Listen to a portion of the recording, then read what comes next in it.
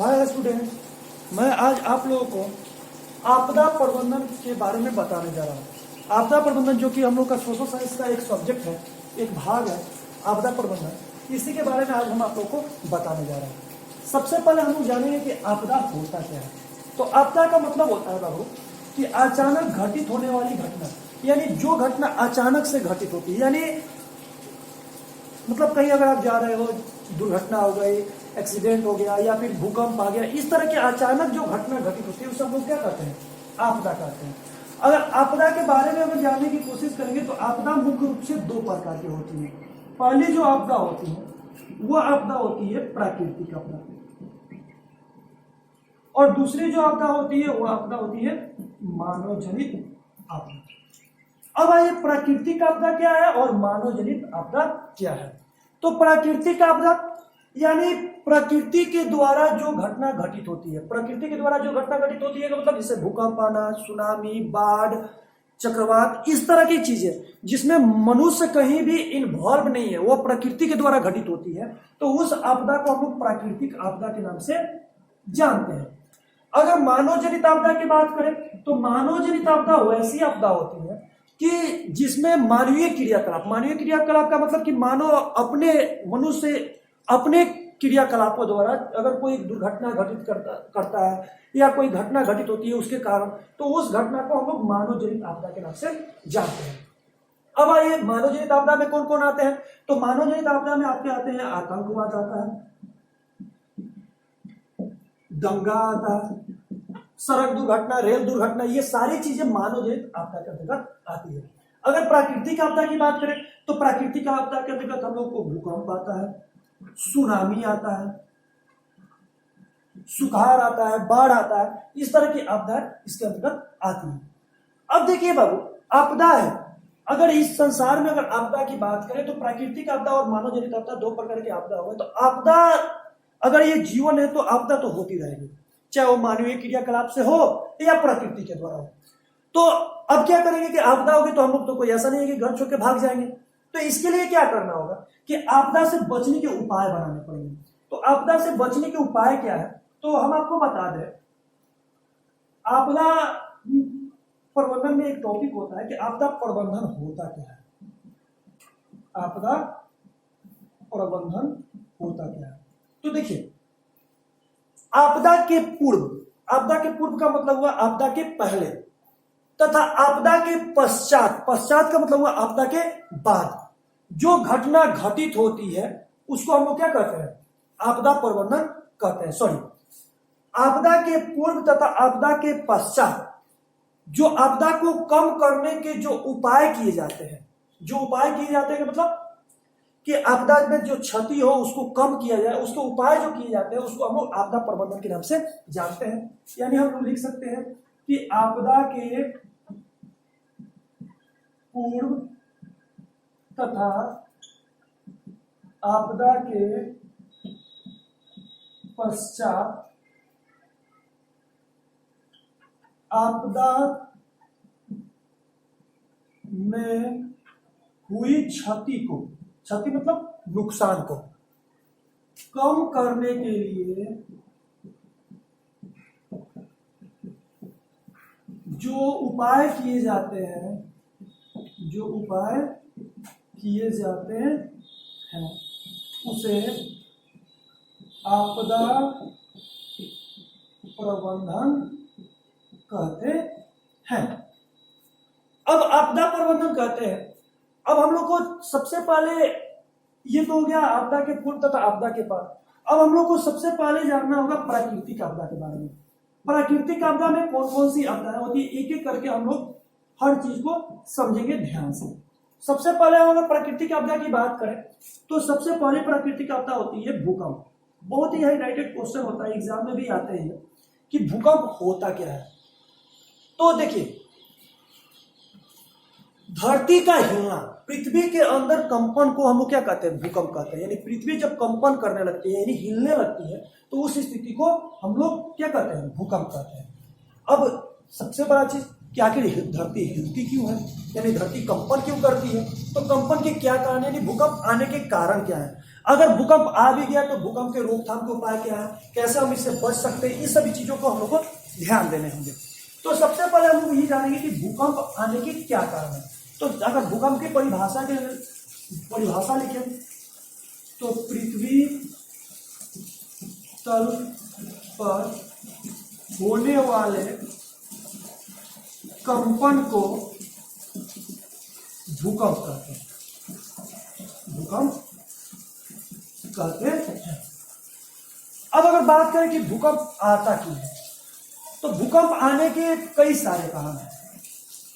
भूकंप आने के कारण, तो भूकंप आने के कई सारे कारण हैं। जैसे पहला तो होता है कि पृथ्वी के तल्ली में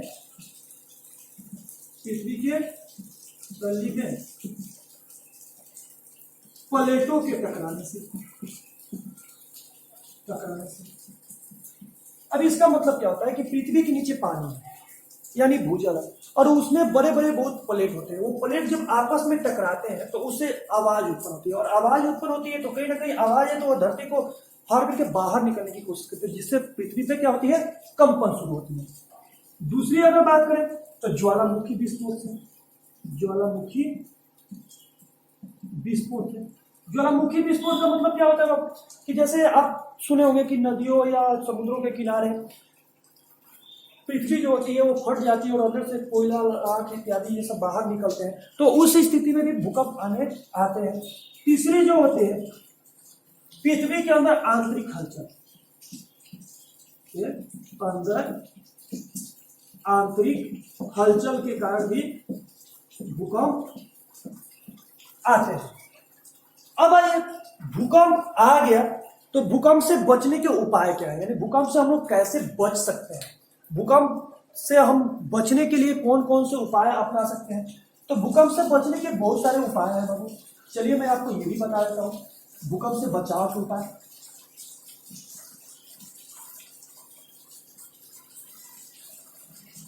तो भूकंप से बचाव के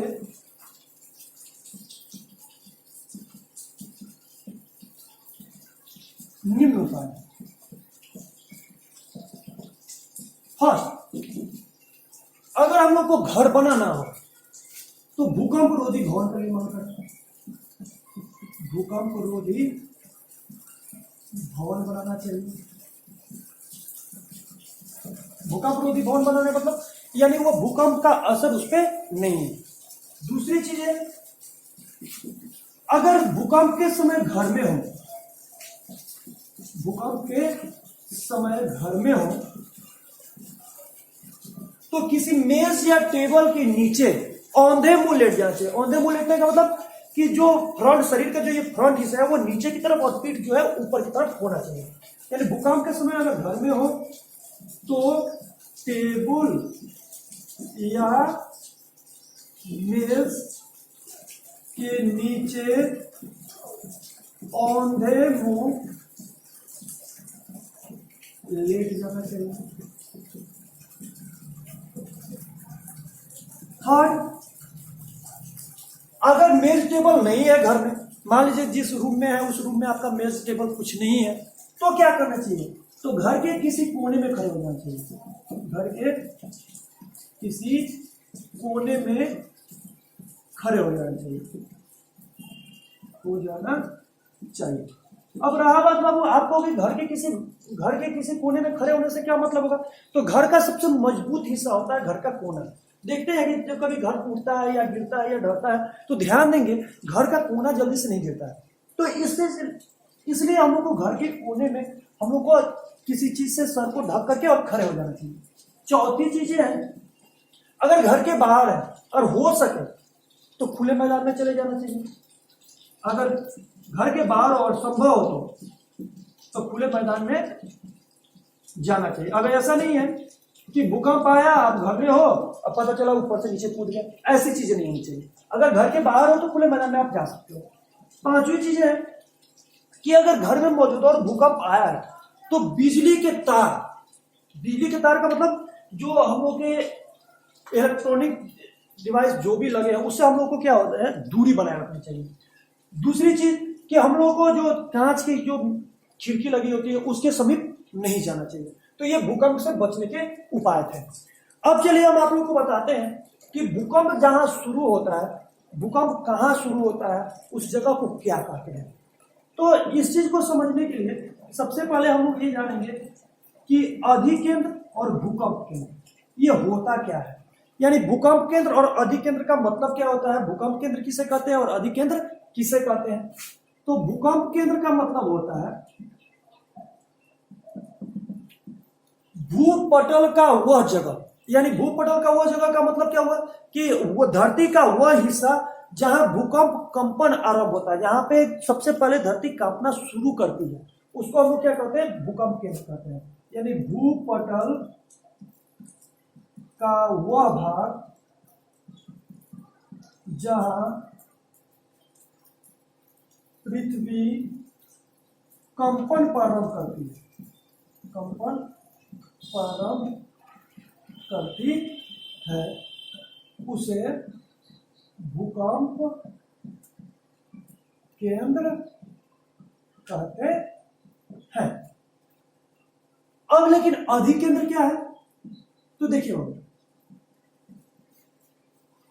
भूकंप केंद्र का मतलब जहां से कंपन करना आरंभ होती है, तो जहां से कंपन करना आरंभ होती है वहां अनुभव नहीं होता है, वहां से कुछ दूरी पे हटके ही हमें अनुभव होता है कि अब भूकंप यहाँ पे पहला झटका, जहां पे अनुभव, जहां पे ये पता चलता है, जहां पे सबसे पहले उस व्यक्ति को पता चले कि यहाँ पे सबसे पहला झटका यहाँ पे शुरू हुआ। तो भूकंप भूपटल का वैसा क्षेत्र जहां पे भूकंप के झटके यानी भूकंप तरंग का सर्वप्रथम अनुमान लगाया जाता है, अनुभव किया जाता है, तो उसको हम क्या कहते हैं, अधिकेंद्र कहते हैं। यानी भूपटल का वह भाग जहां सर्वप्रथम भूकंप तरंग का अनुभव होता है,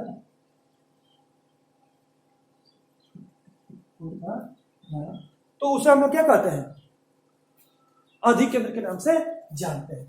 अब हम लोग होता है अधिकेंद्र कहलाता है, अधिकेंद्र कहलाता है।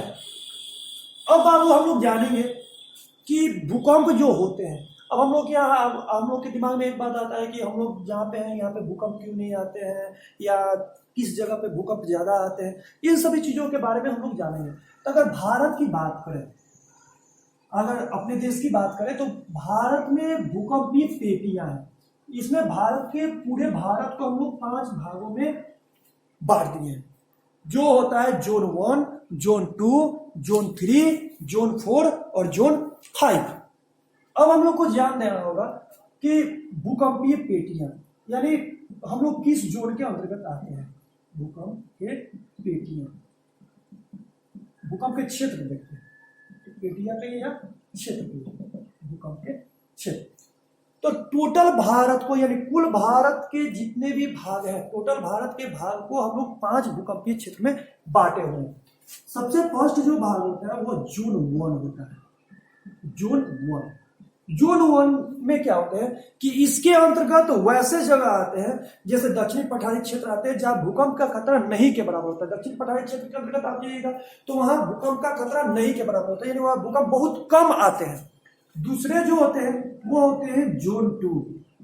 जोन 2, जोन 2 के अंतर्गत में हम लोग ये जानते हैं कि इसके अंतर्गत प्रायद्वीपीय भारत के तटीय मैदानी क्षेत्र आते हैं जहां भूकंप की तीव्रता बहुत कम होती है, जहां भूकंप की तीव्रता बहुत नहीं के मतलब आती है, मतलब बहुत कम आती है। अगर तीसरे की बात करें जोन 3 की, जो जोन 3 के अंतर्गत हम लोग के इसके अंतर्गत गंगा और सिंधु के मैदानी भाग आते हैं। राजस्थान, गुजरात के कुछ क्षेत्र इसके अंतर्गत आते हैं जहां पे भूकंप का खतरा बना रहता है, लेकिन वहां पे भूकंप आते भी हैं, नुकसान भी होता है, लेकिन नुकसान के जो अनुमान होते हैं ये जोन 2 से ज्यादा होते हैं। अगर चौथे की बात करें तो जोन 4 होता है बाबू। जोन 4 के अंतर्गत इसके अंतर्गत शिवालिक हिमालय के क्षेत्र, पश्चिमी बंगाल और का उत्तरी भाग और असम घाटी के क्षेत्र आते हैं जहां भूकंप का खतरा होता है बाबू। यहाँ पे भूकंप के खतरे ज्यादा होते हैं। पांचवा जो होता है उसको बोलते हैं जोन 5। जोन 5, जोन 5 के अंतर्गत इसके अंतर्गत गुजरात के कच्छ क्षेत्र, जहां पे भूकंप का खतरा सबसे ज्यादा होता है, जहां नुकसान सबसे ज्यादा होते हैं। तो चलिए इसके बारे में फिर से रिव्यू करते हैं भूकंप के क्षेत्र के बारे में। तो सबसे पहले जो भूकंपीय क्षेत्र होते हैं वह होता है जोन 1। यहाँ पे भूकंप का खतरा बहुत नहीं के बराबर होता है, बहुत कम आते हैं। ये जो होता है दक्षिणी पठार का क्षेत्र होता है। दूसरा होता है जोन 2। ये जो होते हैं यहाँ भूकंप के खतरे कम होते हैं, इसमें प्रायद्वीपीय और तटीय मैदानी भाग आते हैं। तीसरा होता है यहाँ पे खतरा थोड़ा सा ज्यादा होता है, जैसे सिंधु का मैदान हुआ, राजस्थान जैसे राज्य हुए, ये सब जगह जोन 3 के अंतर्गत आते हैं। जोन 4 के अंतर्गत में वैसे जगह आते हैं जहाँ पे जैसे शिवालिक हिमालय के क्षेत्र, पश्चिम बंगाल के उत्तरी भाग और फिर असम घाटी क्षेत्र आते हैं। और पांचवा जो जोन होता है, सबसे खतरनाक जोन माना जाता है भूकंप का, ये जो होता है गुजरात का क्षेत्र, जम्मू कश्मीर का क्षेत्र, जहाँ पे मतलब भूकंप का खतरा ज्यादा होता है, वहां पे नुकसान ज्यादा होता है। तो ये रहा आपका भूकंप के बारे में। अब मैं आप लोगों को मैं एक बात और आपको क्लियर कर दूं कि मैं इसको याद करने के लिए आपको पीडीएफ बना करके आपके व्हाट्सएप पे मैं आपको डालूंगा आज, जिसको आप याद करोगे। और याद करने के बाद फिर मैं आपको अगले क्लास में वीडियो कॉन्फ्रेंसिंग के तहत आपसे ये क्वेश्चन पूछूंगा भी, और जिसका जवाब आपको देना होगा। अब आइए अगले क्लास में हम लोग कल जो जानेंगे वो दूसरे बारे में जानेंगे, वो बाढ़ होगा, सुनामी होगा, सुखाड़ होगा। ये अगले क्लास में हम लोग बात करेंगे। आज की क्लास में बस यही पे। धन्यवाद, मिलते हैं फिर।